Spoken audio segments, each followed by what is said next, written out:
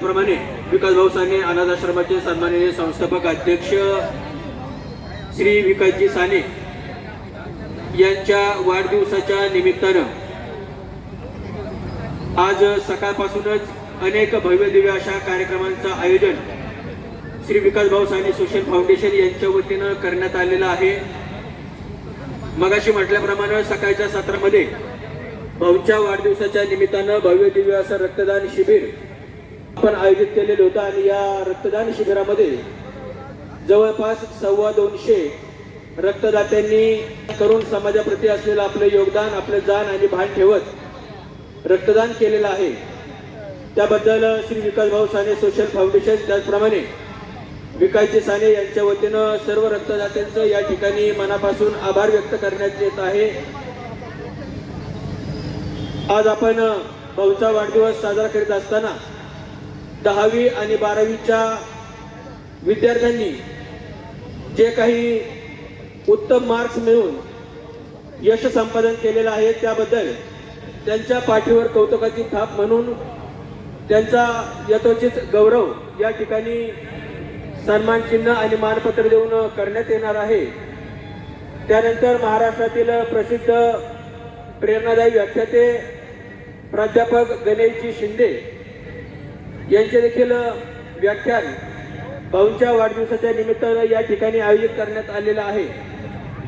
भाऊंच्या वाढदिवसाच्या निमित्तानं भाऊंना सदिच्छा शुभेच्छा व्यक्त करण्यासाठी सकाळपासूनच आपण सर्वजण भाऊंना प्रत्यक्ष फोन करून त्याप्रमाणे प्रत्यक्ष भेटून किंवा सोशल मीडियाच्या माध्यमातून आपण भाऊंना त्यांच्या कार्यासाठी, पुढील कार्यासाठी सदिच्छा आणि शुभेच्छा व्यक्त केलेल्या आहेत। आपल्या सर्वांचं देखील या ठिकाणी साने परिवाराच्या वतीनं त्याचप्रमाणे विशेषत्वानं आपल्या सर्वांचे सन्माननीय नेते अनाथांचे नाथ श्री विकास भाऊ साने यांच्या वतीनं देखील मनापासून आभार व्यक्त करण्यात येत आहे। थोड्याच वेळामध्ये या ठिकाणी प्राध्यापक गणेशजी शिंदे यांचं आगमन होईल।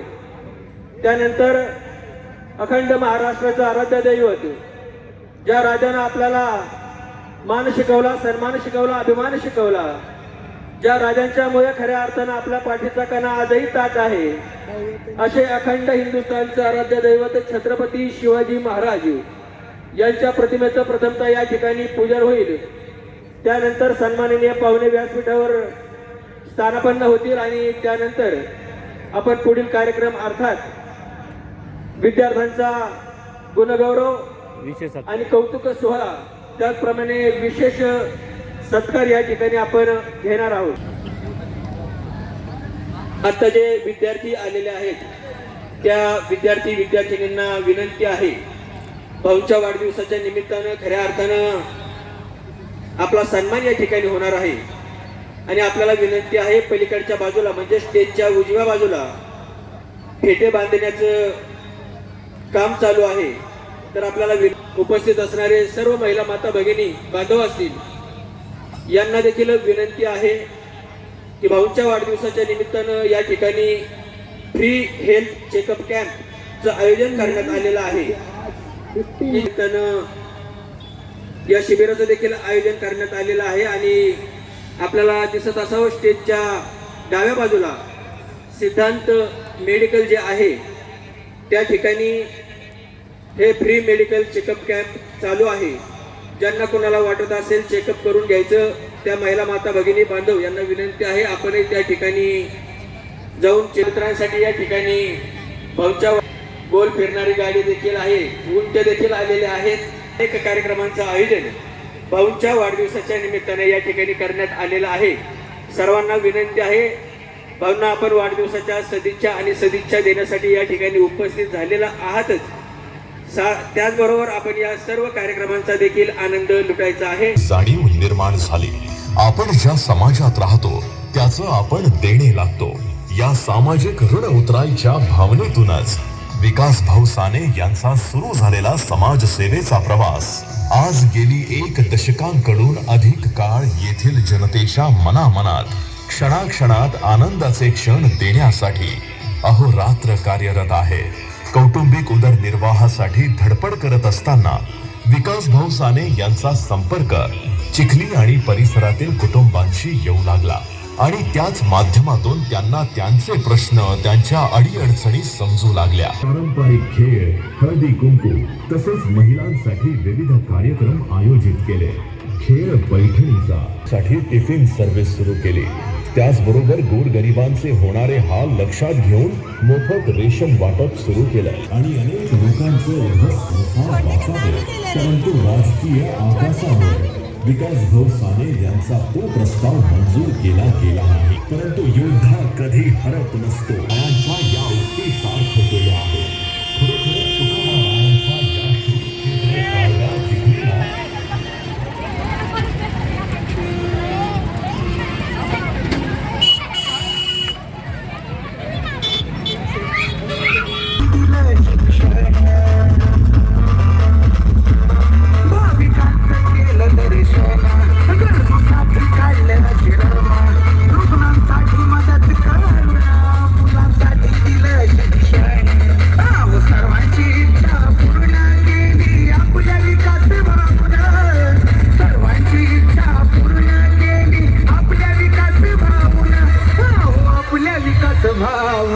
आता गुलाल उडवून विकास भाऊ सानेला देऊन निवडून गुलाल विकास भाऊ साने आणि प्रेरणादायी व्याख्याते सन्माननीय प्राध्यापक गणेश सर. आता तुम्ही ऐकत असताना भाऊने पहिल्यांदा सांगितलं मी तुमचा फॉलोअर आहे. फक्त फॉलोअर याच्यावर देण्याचा विचार सुद्धा अंमलात आणण्याची क्षमता आहे आणि त्यांनी सांगितलं सुद्धा तुमचे जे काही व्याख्यान आहेत त्याच्यातले सुद्धा दाखले दिलेले आहेत. खऱ्या अर्थानं या ठिकाणी ज्यांचे विचार ऐकण्यासाठी आपण आतुर झालेले आहेत असे सन्माननीय प्राध्यापक गणेशजी शिंदे सर, मी यांना या ठिकाणी सन्मानपूर्वक आमंत्रित करतो. आपण आपले विचार, प्रेरणादायी विचार या ठिकाणी मांडावे. आणि मग अभिष्ट चिंतन करत असताना जे गुणवंत विद्यार्थी आहेत त्या गुणवंत विद्यार्थ्यांचा आपण सन्मान करूयात, सत्कार करूयात आणि त्यांच्याशी हितगुज करूयात. या उद्देशानं विकास भाऊंनी आज ह्या कार्यक्रमाचं आयोजन केलं. एक अनाथ आश्रम ते चालवतात. आतापर्यंत अनेक गरजूंना त्यांनी मदत केली आणि मगाशी त्यांनी बोलताना सांगितलं की मी शाळेत फार हुशार जरी नसलो, कदाचित त्यांना मार्क कमी असते, पण माझं सांगणं आहे गुणवत्ता ही केवळ आणि केवळ तुमच्या गुणपत्रिकेला आलेली गुणांची सूच म्हणजे मित्रांनो तुमची गुणवत्ता नाहीये. तुम्हाला समाज कळतो का? समाजातले प्रश्न कळतात का? लात मारील तिथून पाणी काढेल अशी ताकद, असा आत्मविश्वास, अशी कौशल्य तुम्ही तुमच्या आयुष्यामध्ये आत्मसात केलेली आहेत का? या सगळ्या गोष्टींचं चिंतन करण्यासाठी आज आपण खरं तर एकत्र जमलेलो आहोत. आज जसा गुणवंत विद्यार्थ्यांचा सत्कार विकास भाऊंनी ठेवला, अशा काही सत्कारांना मी गेल्या 2-3 दिवसांपासून जातोय. पहिल्या 3 रांगा 90 पेक्षा जास्त मार्क मिळवणाऱ्यांच्या असतात. त्याच्या पाठीमागच्या 3 रांगा 80 ते 90% मार्क मिळवणाऱ्यांच्या असतात आणि मागे किमान 60-70 रांगा 60 ते 70% मार्क मिळवणाऱ्यांच्या असतात.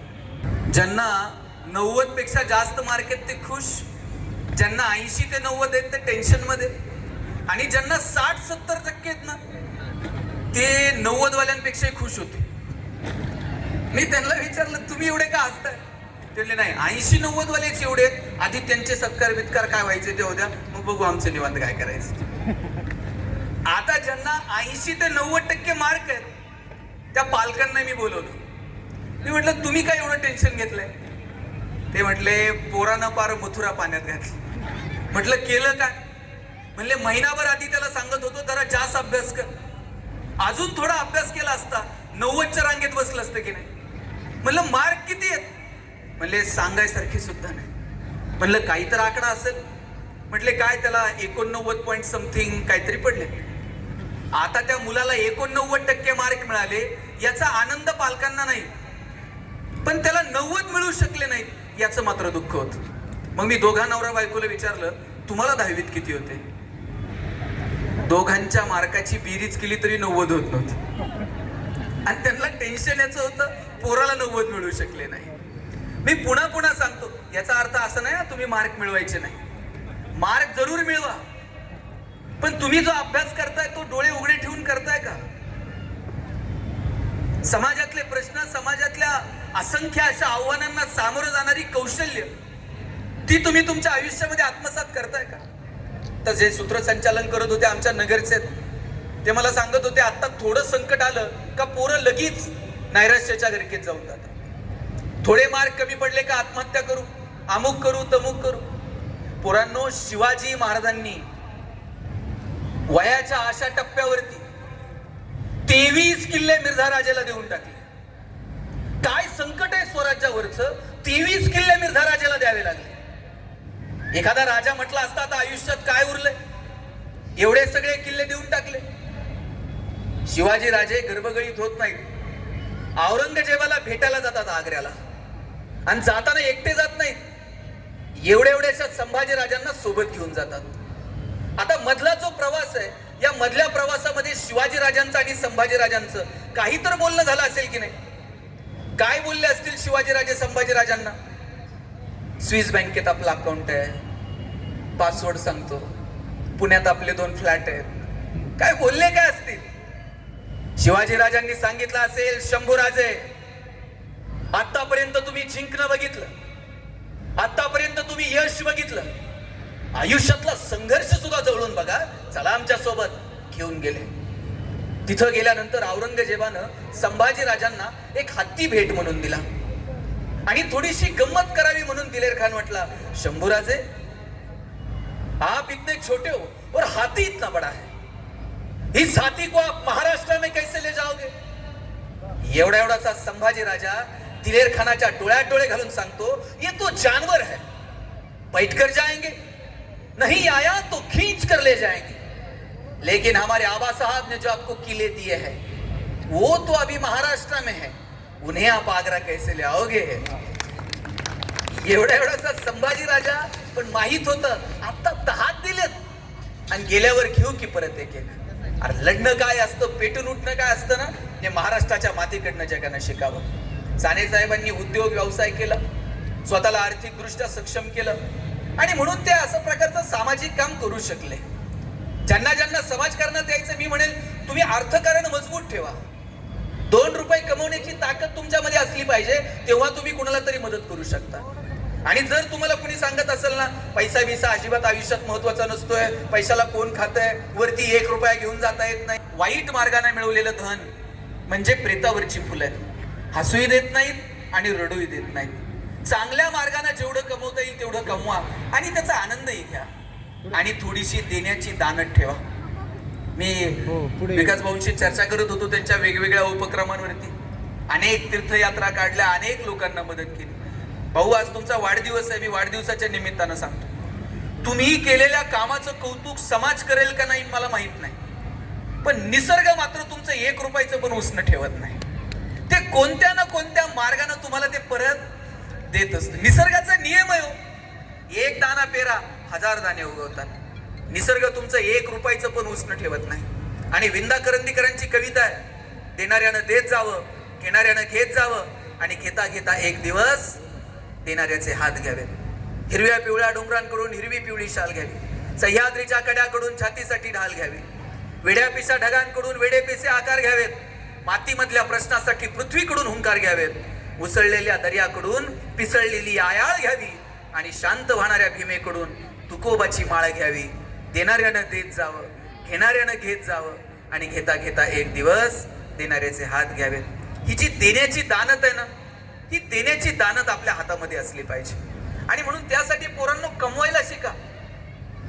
इथं तरुण पोरं बसलेले आहेत, बऱ्यापैकी मला मुलीच दिसत आहेत, जास्त मार्क मिळालेल्या. पहिल्या रांगेत तर सगळ्या मुलीच दिसत आहेत. पोरांनो अभ्यास करा, नाहीतर लय अवघड आहे. तुम्ही जर कामधंद्याला लागले नाही, लग्न सुद्धा होत नाही. आज प्रत्येक गावात जा तुम्ही, खेड्यापाड्यात, मुलीच्या आई वडिलाला टेन्शन नाही तेवढं मुलाच्या आई वडिलाला टेन्शन आहे. साहेब, प्रत्येक गावात 30 ते 35 वयोगटातली किमान 50-50 पोरं बिन लग्नाची आहेत. सोलापूरमध्ये 2 महिन्यापूर्वी तुम्ही टीव्हीला बातमी बघितली असेल, लग्न जमत नाही म्हणून तरुण पोरांनी कलेक्टर ऑफिसवर मोर्चा काढला होता. आता कलेक्टरला एवढंच काम आहे का तुमचे लग्न जमवायचे? तुम्ही स्वतःला सिद्ध करा, रांगा लागतील. आमच्याकडे तर एक जण आहे, त्याच्या मित्रानं त्याला सांगितलं, ते मुलीकडचे बघायला आले ना, पगार जरा वाढवून सांगायचा म्हणला. ते मुलीच्या वडिलांनी विचारलं पगार किती? बरं यानं जरा अंदाज घेऊन सांगायचं. हे म्हणताय 1.5 लाख. ते मुलीचे वडील म्हणले तुझ्याकडे बघून तर वाट नाही 1.5 लाख असेल. ते म्हणते नाही, तसा फिक्स 1.5 लाख आहे, कटिंग करून 8,000 हातात येतो म्हण.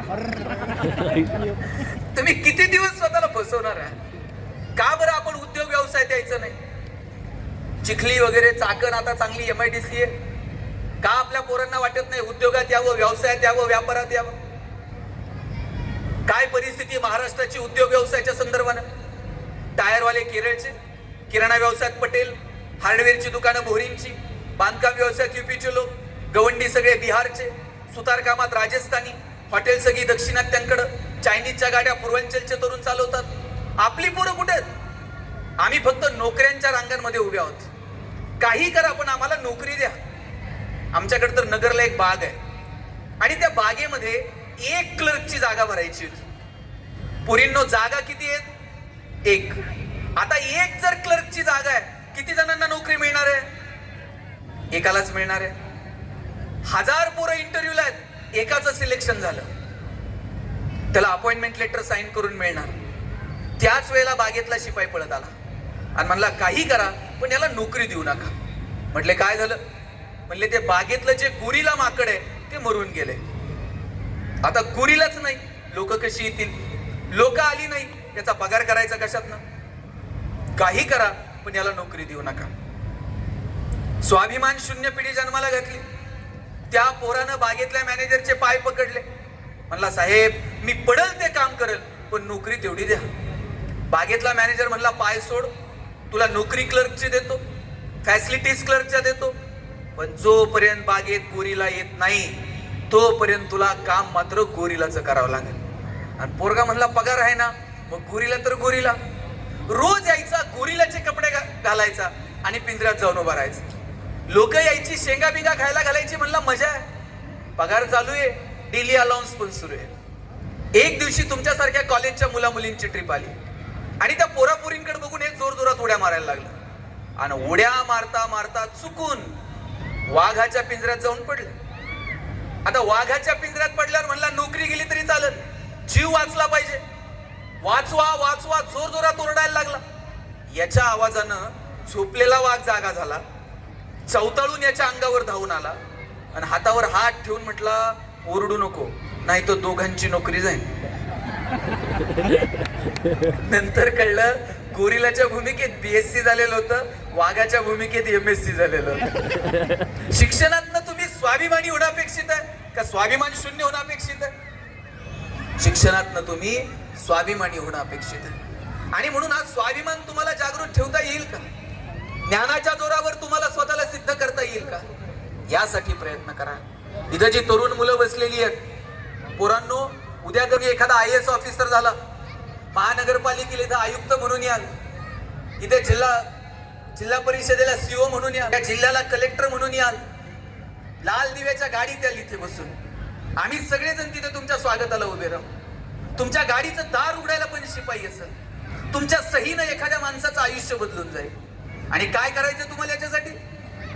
पोरींनो, उद्या जर IAS झालात, IPS झालात, तुमची आई जेव्हा तुमच्या ऑफिसला येईल आणि तिथे पाटी लागलेली असेल, पोलीस कमिशनर पिंपरी चिंचवड, आणि तुमचं नाव तिथे लागलेलं असेल, काय तुमच्या आईच्या डोळ्यात आनंद असेल मला सांगा. आणि काय करायचंय पोरांनो तुम्हाला? पोरांनो, उद्या IPS झालं, इथं राजमुद्रा असते. काय तुमच्या वडिलांना अभिमान वाटेल तुमचा? झोकून द्या स्वतःला करिअरसाठी. मी म्हणत नाही सगळेच पोरं प्रशासनात येतील, सगळ्यांनीच प्रशासनात यावं असं नाही, किंवा सगळ्यांनाच येताही यायचं नाही. पण उद्योग, व्यवसाय, व्यापार, शिक्षण, कला, क्रीडा, साहित्य, राजकारण, समाजकारण अशी अनेक क्षेत्र तुमच्यासाठी खुली आहेत. त्या क्षेत्रांसाठी स्वतःला झोकून द्या आणि ठरवा तुम्हाला काय करायचं. पोरींनो, आज तुम्ही जशा फेट्यात रुबाबदार दिसताय ना, तुमच्या आईचं, तुमच्या वडिलांचं तुमच्यावर विशेष प्रेम आहे. आज जेव्हा तुमचा इथं फेटा बिटा घालून विकास भाऊ सत्कार करतील, सन्मान करतील, तुमच्या आई वडिलांना किती आनंद आहे आज. अरे माझ्या मुलाला एवढे मार्क मिळाले म्हणून विकास भाऊंनी त्यांचा सन्मान केला. ह्या आनंदाच्या जागा आहेत तुमच्या आईवडिलांच्या, आणि तुम्हाला तो आनंद तुमच्या आईवडिलांना देण्यासाठी स्वतःला सिद्ध करावा लागेल. पोरींनो, मला तुमच्यासाठी 2 मिनिट बोलायचं. तुमच्या वडिलांचं तर तुमच्यावर एवढं प्रेम आहे, माझा दावा आहे बरं का, इथं अनेक वडील आहेत. वडिलांचं जेवढं प्रेम मुलावर असतं ना, त्याच्यात थोडं तरी जास्त प्रेम बापाचं त्याच्या मुलीवर असतं. मुलानं जर काही मागितलं तर वडील म्हणतील 2 दिवस थांब, पगार होऊ दे. आणि मुलीनं काय मागू द्या बरं, बापाला असं वाटतंय कधी नेऊन देईल आणि कधी नाही. बापाला माहित असतं चिमणीसारखी 4 दिवस थुई थुई नाचल आणि एक दिवशी फुरकन उडून जाईल. जोपर्यंत आपल्या घरात आहे तोपर्यंत लेकीचे सगळे हट्ट पुरवायचे हे बापानं ठरवून घेतलेलं असतं. बाप स्वतः फाटलेली तुटलेली चप्पल घालत, पण पोरीला मात्र शाळेत जायला चांगले शूज घेऊन देतो. बाप सायकलवर कामाला जाईल MIDC, पोरीला शाळेत जायला रिक्षा लावताय. बाप स्वतः फाटलेलं बनियन घालत, पण पोरीला मात्र शाळेत जायला चांगला ड्रेस घेऊन देतो. कोण करतं एवढं प्रेम तुमच्यावर मला सांगा. 10 मिनिट जर कॉलेजवरून यायला पोरीला उशीर झाला ना, 10 मिनिटात 10 वेळा बाप आईला विचारतो, हे कुठपर्यंत आली बघ ग, जरा फोन कर ग. पोरींनो, एवढं प्रेम जगात तुमच्यावरती दुसरं तिसरं कोणी करू शकत नाही. पोरीच्या लग्नात बाप असा फेटाबिटा घालून मिरवत असतो. दिवसभर बापाची मान उंच असते. कन्यादान झालं ना, मग बाप मान खाली घालतो. जावायच्या हातात हात देतो आणि सांगतो, तळ हाताच्या फोडासारखी जपली, सांभाळून घ्या. दिवसभर बापाच्या डोळ्यात थेंब येत नाही, पण पोरीची गाडी एकदा निघून गेली ना, खांबाच्या पलीकडे जाऊन एकटाच रडतो तो बाप असतो. कधीच बापाची मान शर्मेनं खाली जाईल असं वागायचं नाही. बापाला अभिमान वाटला पाहिजे, काय माझ्या पोरीनं कर्तृत्व करून दाखवलं. आणि त्याच्यासाठी आजच्या घडीला शिक्षण सोडून तुमच्याकडे दुसरा पर्याय उपलब्ध नाही. तुम्हाला जर तुमची आर्थिक आणि सामाजिक परिस्थिती बदलायची असेल तर केवळ आणि केवळ शिक्षण. म्हणून झोकून द्या शिक्षणासाठी, अभ्यास करा आणि खूप मोठे व्हा. तुम्हाला मदत करणार. अरे आम्ही नगरवरनं पुण्यात शिकायला आलो. पुण्यात विकास भाऊ पुण्यात शिकायला आलो. आमची आई नगरवरून जेवणाचा डबा पुण्याला पाठवत होती. शिवाजीनगरच्या स्टँडला सकाळी 9:30 वाजता एसटी न डबा यायचा. 9:30 वाजता जर पुण्यात डबा येत होता, आई किती वाजता उठली असेल? 4 वाजता उठली असेल, पीठ मळलं असेल, भाकर थापली असेल, तिच्या हाताचा स्पर्श पिठाला झाला असेल. 2 वर्षात चतकूर सुद्धा भाकर कधी फेकून दिली नाही, कारण आई पहाटे उठून आपल्यासाठी डबा तयार करते. आणि डबे असले वेगळे टिफिन नव्हते, फडक्यात द्यायचा डबा आणि फडक्यात चिठ्ठी असायची, पोरांनो डबे खा, फडके जपून ठेवा. फडके जपून ठेवायचे. शनिवारच्या गाडीने फडके नगरला जायचे आणि सोमवारी परत त्या फडक्यांमध्ये डबे यायचे. पैसे नव्हते, पण आनंद मात्र भरभरून होता. मला वाटतं तो आनंद आम्हाला आमच्या लेकरांना, पालकांना सुद्धा माझी विनंती आहे, तुमच्या डोक्यात एक असतंय, नाही मला मिळालं नाही म्हणून पोरांना देऊ. योग्य वस्तू योग्य वेळी योग्य कारणासाठी मुलांना द्या. मला मिळालं नाही म्हणून आम्ही 2-2, 2.5 वर्षाच्या पोरांच्या हातात तुम्ही आयफोन देऊन टाकले. आणि मग ते पोरग म्हणतंय, बाप सांगते चौकात, मला कळत नाही ते त्याला कळतंय म्हणतंय फोन मध्ये. कंटिन्यू पोरं मोबाईल मध्ये. वय वर्ष 0 ते 11 वयोगटातल्या हजारो मुलांचे डोळे निकामी होण्याची वेळ आली आहे. इतका पोरांचा स्क्रीन टाइम मोबाईलवरचा वाढलाय. मला सांगा, पोरग रडायला लागलं तर आई तुम्ही काय करत होतात?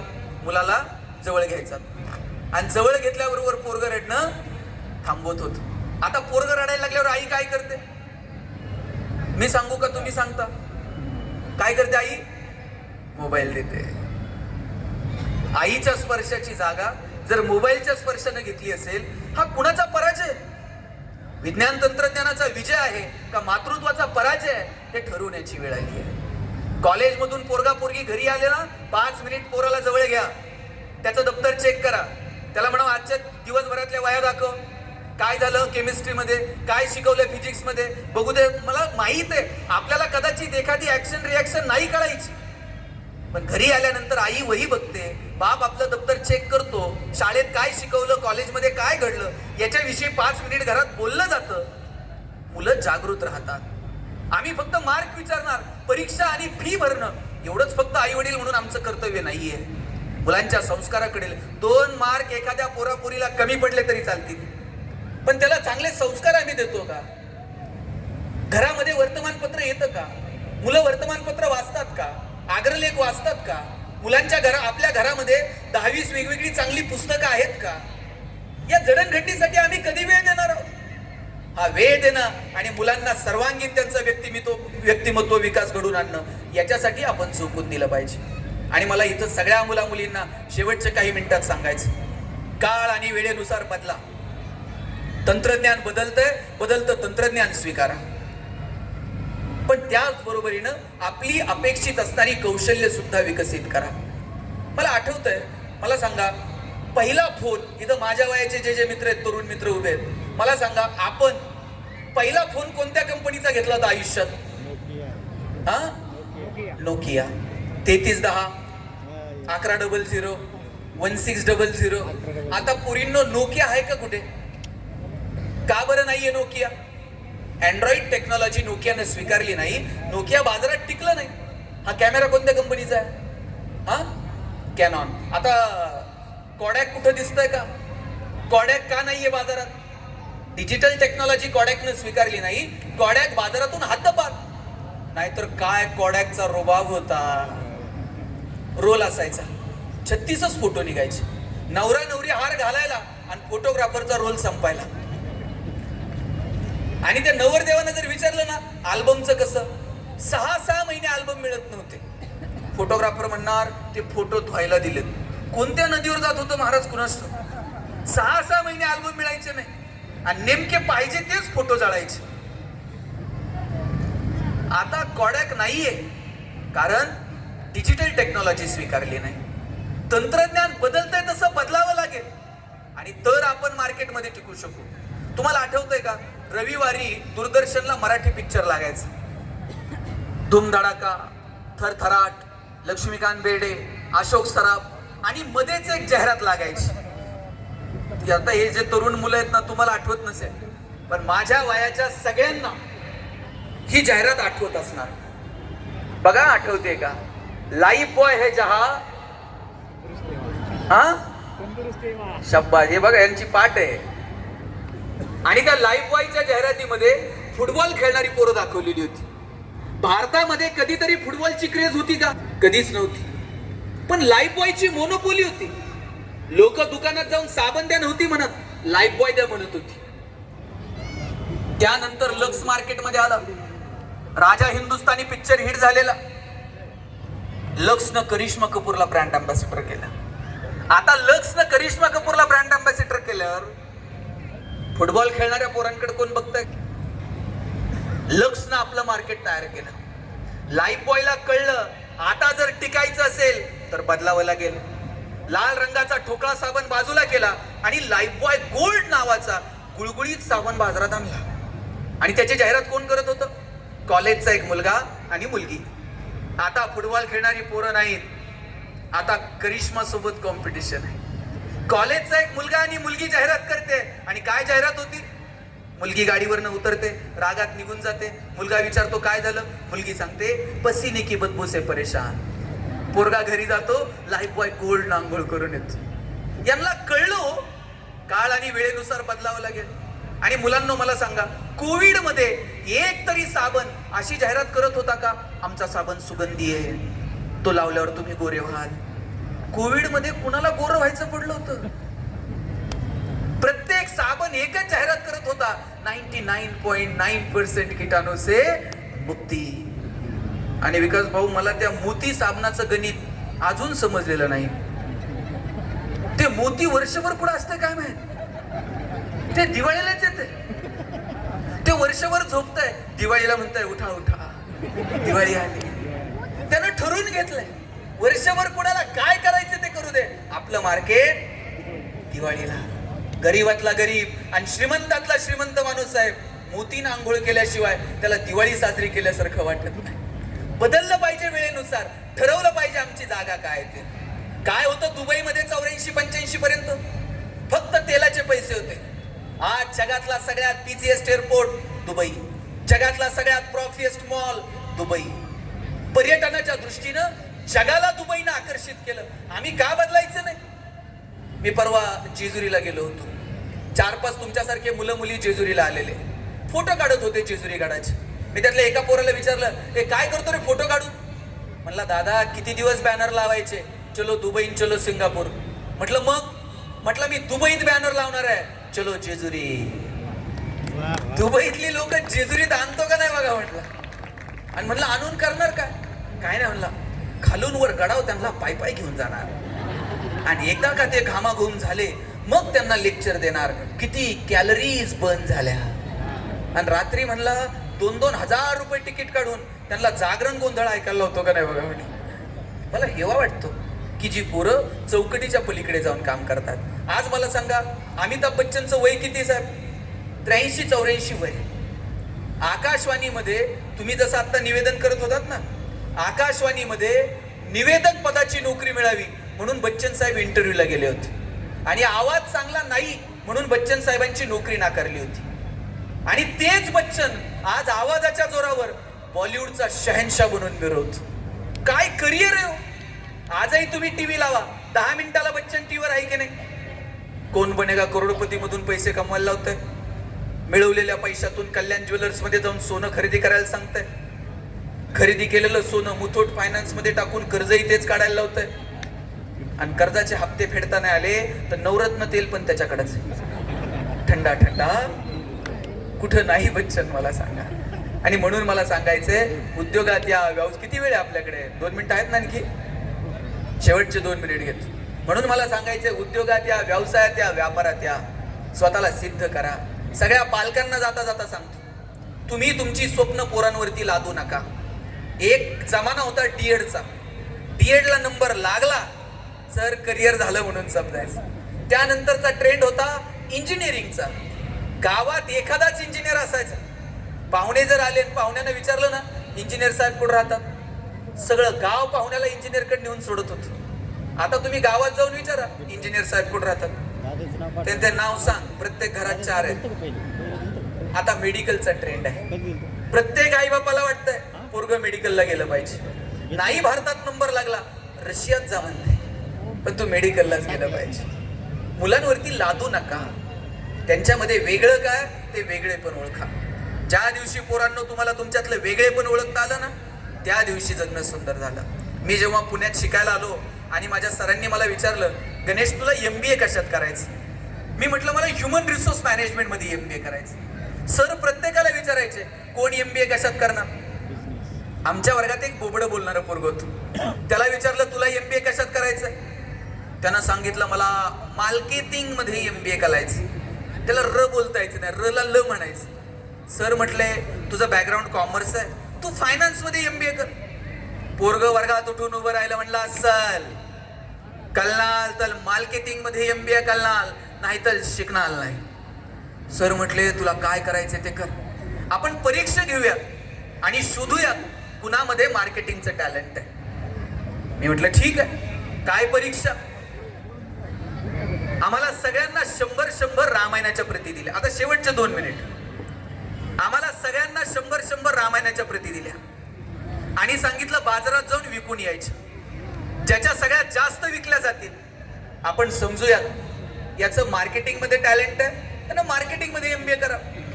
आम्हाला वाटलं आम्ही बोलणारी पोरं 100 रामायणाच्या प्रती तर अशा बाजारात जाऊन विकून येऊ. 8 दिवस आम्ही बाजारात फिरलो. 9व्या दिवशी वर्गात आलो. सरांनी विचारलं गणेश 100 पैकी किती प्रती गेल्या? म्हणलं 4. राहुल 8, संतोष 10. मार्क मिळवणारी पोरं पण 20 पेक्षा जास्त प्रती कोणाच्याच गेल्या नाही. बोबडं बोलणारं पोरग मागच्या बाकावर बसायचं. त्याला विचारलं तुझ्या किती गेल्या रे? म्हणला सल 100च्या प्रती विकल्या. म्हटलं सर म्हटले केलं काय? मार्केटिंगची कोणती स्ट्रॅटेजी, कोणतं रेफरन्स बुक? म्हणला काहीच नाही, मी लोकांच्या दालात जायचो, बेल दाबायचो, लोक बाहेर यायची, लोक बाहेर आली की समोर लामायण ठेवायचं आणि सांगायचं हे लामायण विकत घेता का वाचून दाखवू? लोक म्हणायची वाचून नको दाखवू, तुझं रामायण विकत घेतो. बोबडं बोलणं विकनेस आहे का स्ट्रेंथ आहे? दाबून ठेवला असता तर स्ट्रेंथ ठरला नसता. अरे म्हणून भिडा, लढा, संकटांना सामोरं जा. कधी मिश्किलपणे तर कधी छाती काढून, कधी 2 पावलं माघार घ्या तर कधी भिडा संकटांना. विकास भाऊ चांगलं काम करताना अडचणी येत असतात. दुर्लक्ष करायचं, सगळ्या संकटांच्या नादी नाही लागायचं, त्यांना काळ आणि वेळेच्या हवाली करायचं, वळसा घालून निघून जायचं आपण आपल्या प्रवासात आणि मस्त जगण्याचा आनंद घ्यायचा. जगाला आपल्या कामाचा हेवा वाटेल का नाही मला माहित नाही, पण आपल्या कामाचा हेवा आपल्याला वाटला पाहिजे. तुकोबाराय जायला निघाले आणि कुणी विचारलं, तुकोबा काय मिळालं तुम्हाला तुमच्या आयुष्यात? ग्रंथ लिहिले, अभंग लिहिले, हा तुम्हाला काय मिळालं? तुकोबाराय म्हटले, कौतुक वाटे झाली या वेचाची. जगाला काय वाटतंय माहित नाही, पण आम्ही जे जगलो ना, आमचं आम्हाला मात्र कौतुक वाटतंय. आणि पोरांनो, कितीही मोठे झालात जमिनीवर राहा. मगाशी विकास भाऊने सांगितलं, तुमच्या गावाला विसरू नका, ज्या समाजातून तुम्ही लहानाचे मोठे झालात, ज्या गल्लीत खेळलात त्याला विसरू नका आणि कायम तुमचे पाय जमिनीवर ठेवा. तुम्ही एक ऑब्झर्व केलं का? त्या खुर्च्या आणि सोफा नंतर टाकला. विकास भाऊंच्या घरातल्या सगळ्या महिला, त्यांची पत्नी असेल, बहीण असेल, आई असेल, ह्या सगळ्या जणी खाली बसल्या होत्या. तिथे कार्पेट पण नाहीये. त्या म्हटल्या का नाही, मी आमचं असेल तसं, मलाच खुर्ची का नाही, बघते घरी गेल्यावर विकास भाऊकडे. कितीही मोठे झालात ना, तुमचे पाय मात्र कायम जमिनीवरती राहू द्यात. जेव्हा पाय जमिनीवर असतात ना, तेव्हा आकाशाला हात भिडवण्यात मजा असते. आणि त्याच्यासाठी तुम्ही स्वतः खूप प्रयत्न करा.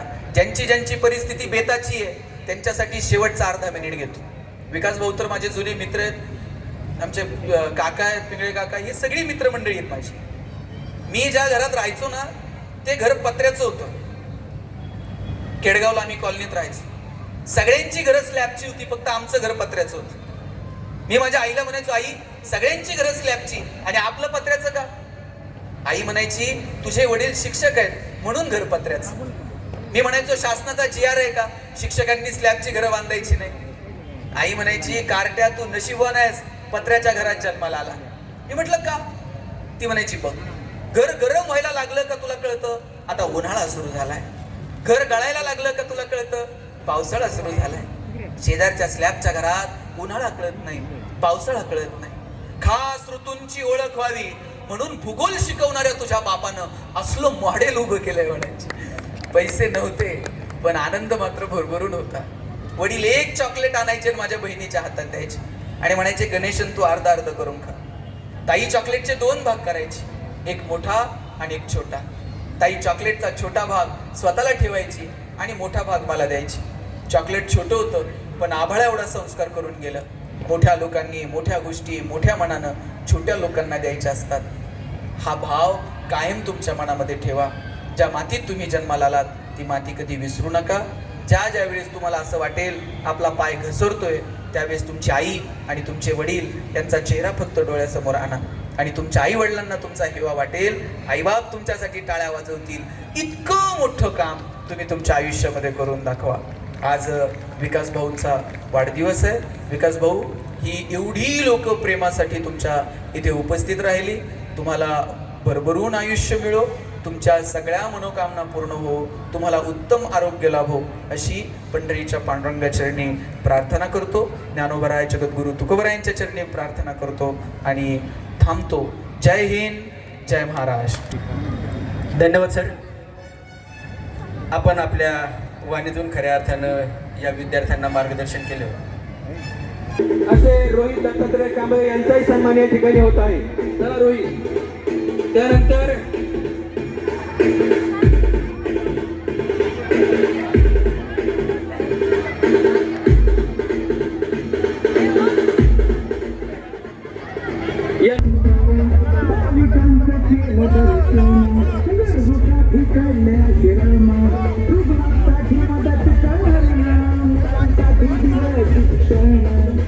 सर्वांची इच्छा पूर्ण केली आपल्या विकास भावना. सर्वांची इच्छा पूर्ण केली आपल्या विकास भावना.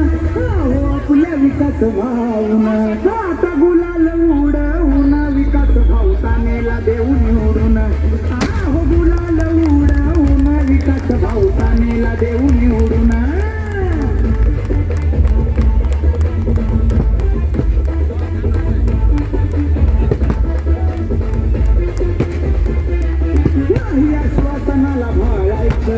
खऱ्याच्या पाठीशी राहायचं, त्यांच्या प्रयत्नाला यश आता द्यायचं, प्रत्येक स्वप्नाला साकार करायचं. नाही आश्वासनाला भाळायचं.